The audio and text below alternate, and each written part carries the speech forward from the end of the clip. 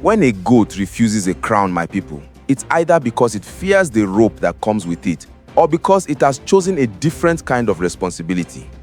Today's headline is clear.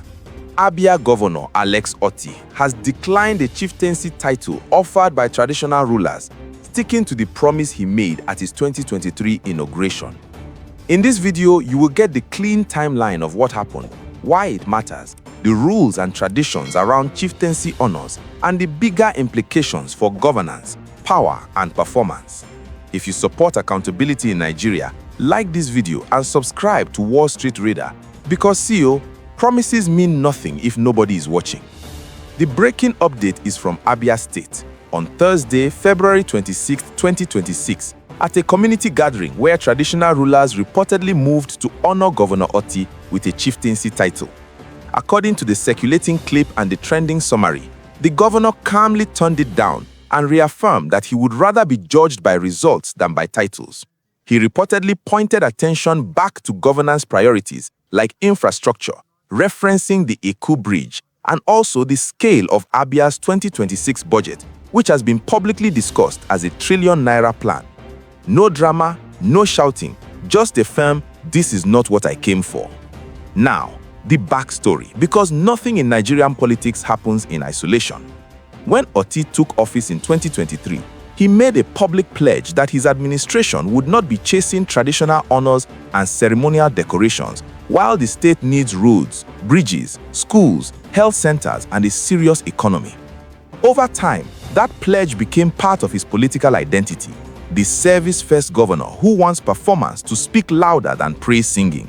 So, when a chieftaincy offer came on Thursday, it immediately became a test of credibility.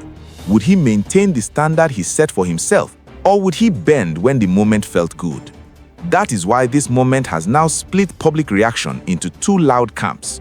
Supporters are praising the move as humility and discipline, even linking it to the wider service before status style, popular with some reform-minded figures. Critics, on the other hand, are asking a harder question. Is refusing a title enough, or is it just another well-packaged political message? Some are also pointing to how public figures across Nigeria still accept titles routinely, including recent high-profile examples in the national conversation, and they are using that contrast to debate consistency and fairness in public expectations. Let's quickly explain the rules here in simple terms.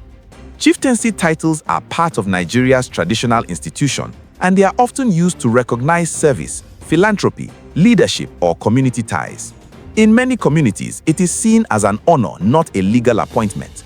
There is generally no law forcing an elected official to accept a title, and there is also no law that says an official must reject it. It is a choice, ethical, political, and symbolic. Where it gets sensitive is perception. Acceptance can look like endorsement seeking, power consolidation, or distraction. Rejection can look like respect for time, focus, and restraint. The public reads the signal, and that signal can shape trust. Halfway proverb for you. Na the same sun where they dry clothes, they bleach bone. The same spotlight that praises you today can expose you tomorrow. And that is the stake in this story. For everyday Nigerians, workers, traders, transporters, what matters is not the title that was refused, but whether projects move from speech to street. If the Igwu bridge is truly being prioritized, people want safe movement and reduced costs. If the 2026 budget is truly a ₦1 trillion push, people want to feel it in jobs, salaries that mean something, and contracts that don't become abandoned sites. A symbolic refusal raises expectations. You are telling the public, measure me by output. Fine, Nigerians will now measure. So here's the sharp question for you.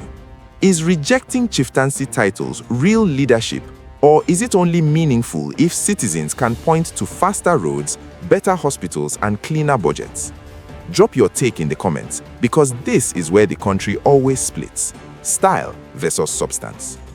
On the local perspective, residents and community voices are watching two things at once: respect for traditional rulers and the demand for results. Many Nigerians value culture deeply, and they don't like leaders who appear to dismiss institutions.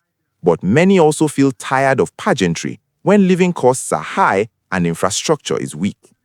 If unions, civil society, and market groups in Abia are smart, they will use this moment as leverage. Governor, you refuse the honor. Good. Now show us the work, line by line.